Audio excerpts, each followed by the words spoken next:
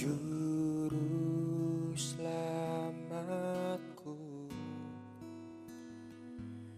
Tuhan Kau setia padaku.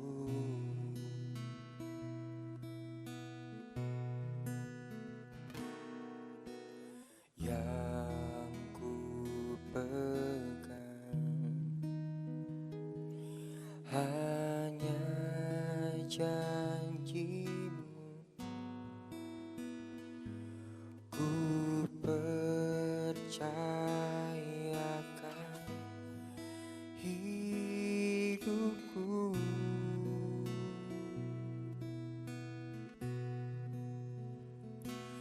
Ku sembah Kau Allahku, Bapa dan sahabatku, Kau yang pedulikan seluruh hidupku.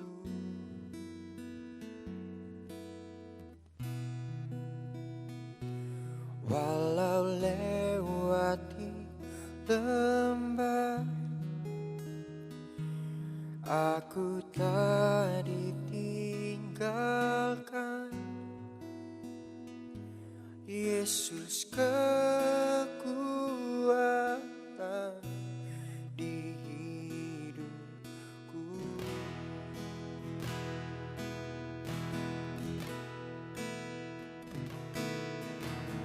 Hanya Engkau, Juru selamatku, Tuhan Kau setia padaku.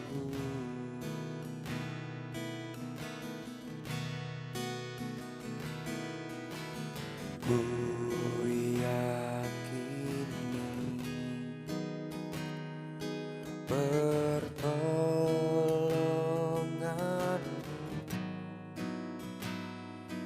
takkan terlambat bagiku.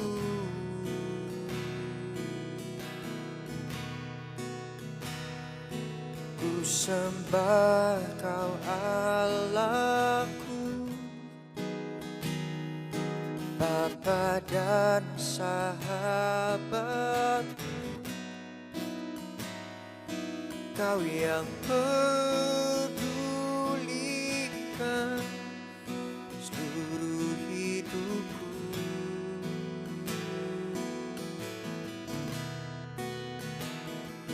Walau lewati lembah, aku tak ditinggalkan. Yesus kekuatan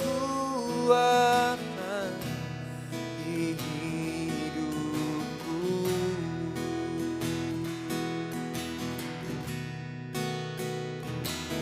Ku sembah Kau Allahku, Bapa dan sahabatku,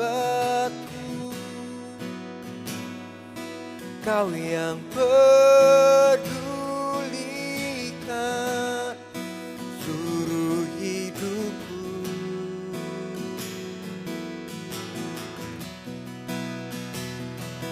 Walau lewati lembah, aku tak ditinggalkan. Yesus kekuatan di hidupku.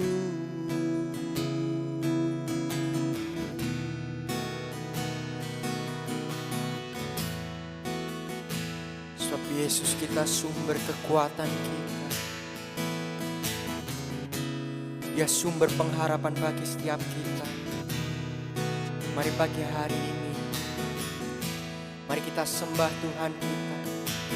Sebab Dia sumber kekuatan bagi kita. Haleluya,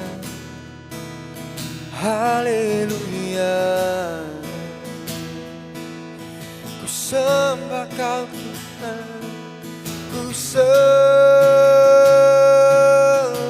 Kau Yesus.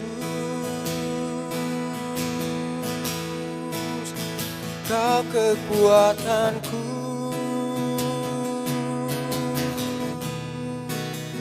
Kau kemenanganku.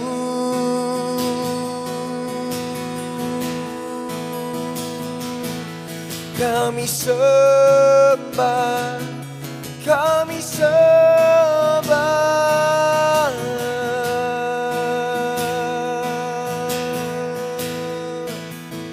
Ku sembah Kau, ku tinggikan, ku agungkan. Ku sembah Kau Yesus, ku sembah Kau Tuhan, ku sembah Kau.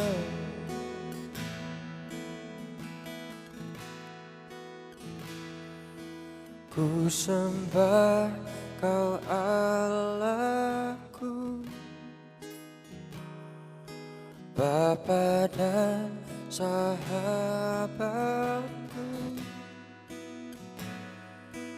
Kau yang pedulikan seluruh hidupku.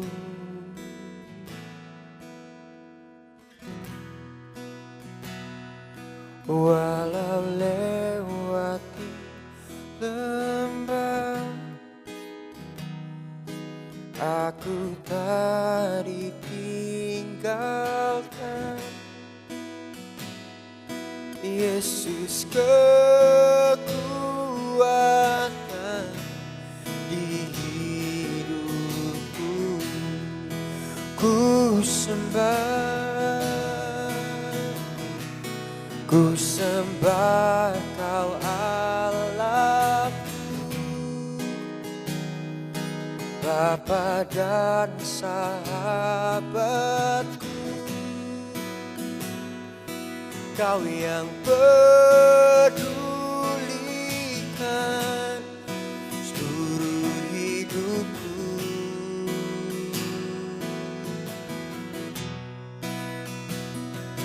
Walau lewati lembah, aku tak ditinggalkan.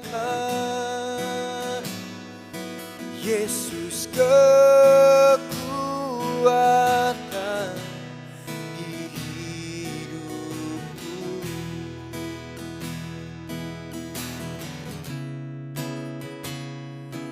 Yesus kekuatan di hidupku.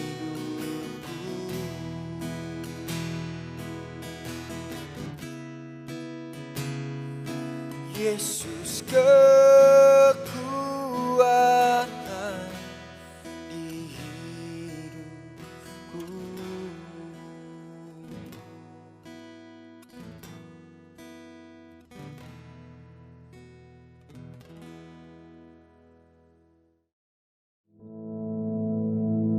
Our Father, which art in heaven, hallowed be thy name. Thy kingdom come, thy will be done in earth as it is in heaven. Give us this day our daily bread, and forgive us our debts, as we forgive our debtors. And lead us not into temptation, but deliver us from evil. For thine is the kingdom, and the power, and the glory, forever. Amen.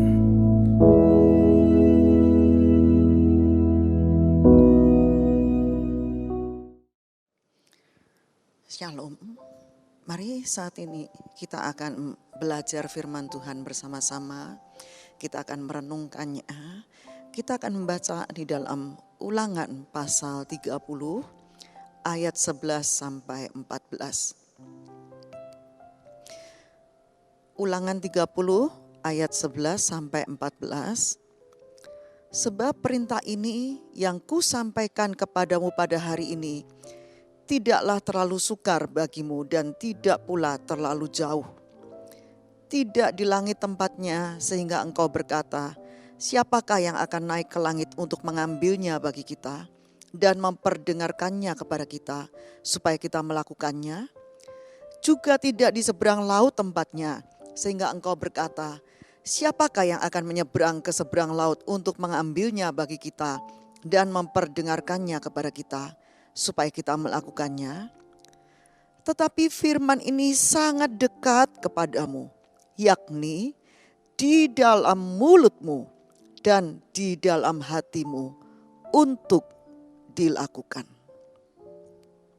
Saudara, setiap pagi ketika kita beranjak dari tempat tidur, kita selalu diperhadapkan dengan pilihan dan keputusan.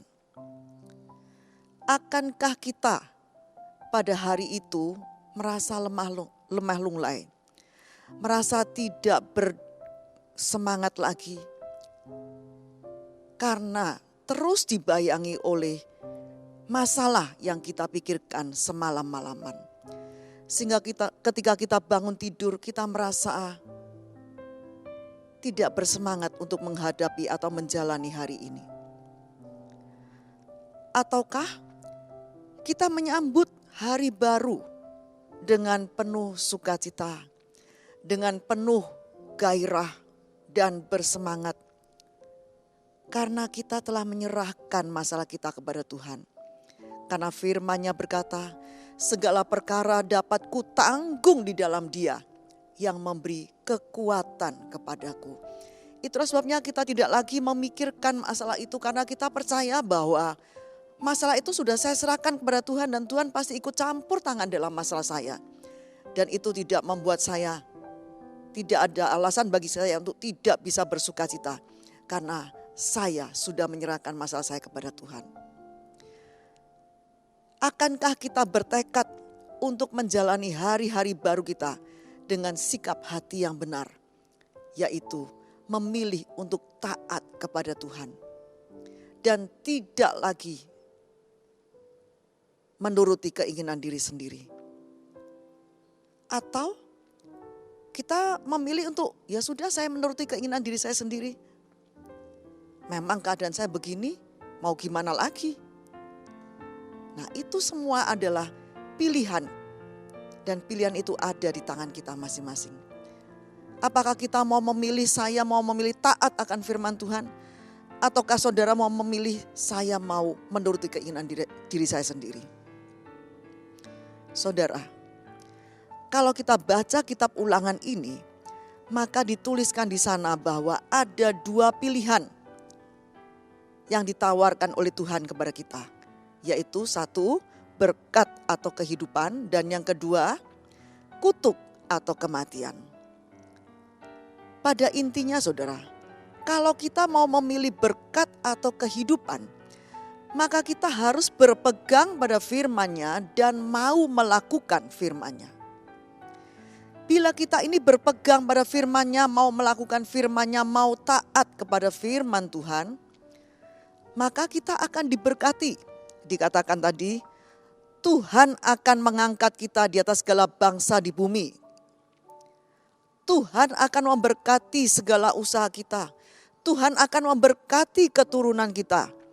Tuhan akan melimpahi kita dengan segala kebaikan dan masih banyak berkat-berkat yang lainnya lagi. Sedang kalau kita tidak mau berpegang pada firman-Nya dan kita tidak mau taat akan firman-Nya, maka kutuklah yang akan kita terima. Akibatnya usaha kita akan terkutuk. Keturunan kita akan terkutuk. Langit akan bagaikan tembaga dan tanah bagaikan besi. Sehingga doa-doa kita tidak didengarkannya. Nah saudara, semua itu hanya ditentukan dari kita ini mau berpegang pada firman-Nya dan melakukannya, yaitu mau taat akan firman-Nya atau tidak. Bila kita mau taat akan firman-Nya, semua berkat tadi akan menjadi milik kita. Tetapi kalau kita tidak mau taat akan firman-Nya, tidak mau melakukan firman-Nya, tidak mau berpegang pada firman-Nya, maka kutuklah yang akan kita terima. Nah, dalam ayat yang kita baca tadi mengatakan bahwa perintah-perintahnya itu tidaklah terlalu sukar dan juga tidaklah terlalu jauh dari kita. Perintah-perintahnya itu tidaklah di langit sehingga kita berkata siapa yang akan naik ke langit untuk mengambilkannya bagi kita. Firman-Nya itu tidaklah di seberang laut sehingga kita berkata siapa yang akan menyeberang lautan untuk mengambilkannya bagi saya. Tetapi firman itu sangat dekat dengan kita, yaitu di mulut kita dan di hati kita. Ayat ini tentunya sangat indah sekali saudara. Dan tentunya kita semua akan memilih berkat dan bukannya kutuk. Kita semua akan memilih kehidupan dan bukannya kematian. Nah, kalau demikian Tuhan berkata, biarlah firman itu selalu dekat dengan kita, yaitu berada di mulut kita dan di hati kita. Yang pertama, firman itu ada di mulut kita. Apa artinya saudara? Artinya mulut kita ini harus selalu memperkatakan firman Tuhan. Di dalam Yosua pasal 1 ayat 8a dikatakan, janganlah engkau lupa memperkatakan kitab Taurat ini. Janganlah engkau lupa memperkatakan firman Tuhan ini. Jadi kita harus selalu memperkatakan firman Tuhan. Jangan lagi mengucapkan kata-kata yang negatif, kata-kata yang sembarangan. Tapi ucapkanlah, perkatakanlah selalu akan firman Tuhan. Di dalam Amsal 13 ayat 2 dikatakan, dari buah mulutnya seseorang akan makan yang baik. Banyak orang tanpa sadar ataukah mungkin secara sengaja suka sekali mengucapkan dan menggemakan kata-kata yang negatif seperti aduh sial, usahaku kok gagal terus. Atau anakku kok nakal sekali dan susah diatur. Atau kita katakan wah celaka, nasibku kok seperti ini terus. Mungkin juga saudara yang mengalami masalah dengan keluarga pernikahan, saudara berkata wah suamiku yang selingkuh tidak mungkin bisa kembali padaku, tidak mungkin bisa berubah. Saudara, kita harus menyadari bahwa apa yang kita ucapkan itu akan menjadi kenyataan di kemudian hari. Mengapa demikian? Karena ada kuasa dalam ucapan kita. Ada kuasa di dalam perkataan kita. Itulah sebabnya apa yang kita ucapkan itu akan terjadi. Nah, kalau kita sudah tahu demikian, kalau kita sudah tahu bahwa firman itu dekat dengan kita, ada di mulut kita, ucapkanlah firman Allah itu. Ucapkanlah firman Tuhan itu, perkatakanlah firman itu. Perkatakanlah firman yang berkuasa itu. Maka kita akan mengalami seperti apa yang telah kita perkatakan. Kita akan mengalami seperti apa yang telah kita ucapkan. Katakan, walaupun nampaknya masalah saya ini tidak mungkin bisa terselesaikan. Tetapi aku percaya kepadamu Tuhan, karena tidak ada yang mustahil bagimu dan bagi orang yang percaya kepadamu. Ketika saudara sakit, dokter mengatakan, wah tidak ada kemungkinan untuk bisa sembuh. Perkatakan, oleh bilur-bilurnya aku sudah sembuh. Oleh bilur-bilur Yesus aku sudah sembuh. Nah, ada kuasa dalam ucapan kita. Karena memang firman Tuhan itu berkuasa. Ketika kita selalu mengucapkan firman-Nya, kita selalu mengucapkan janji-janji Tuhan, maka kita akan mengalami itu. Hal itu akan menjadi kenyataan dalam hidup kita. Yang berikutnya, firman itu ada di hati kita. Hati adalah pusat dari pikiran, perasaan, dan kehendak kita. Kalau hati kita ini dipenuhi dengan firman Tuhan, berarti pikiran kita ini juga dipenuhi dengan firman Tuhan. Dan kalau pikiran kita ini penuh dengan firman, maka perbuatan kita itu akan sesuai dengan firman Tuhan. Sebab apa yang kita lakukan itu saudara, itu merupakan perintah dari pikiran kita.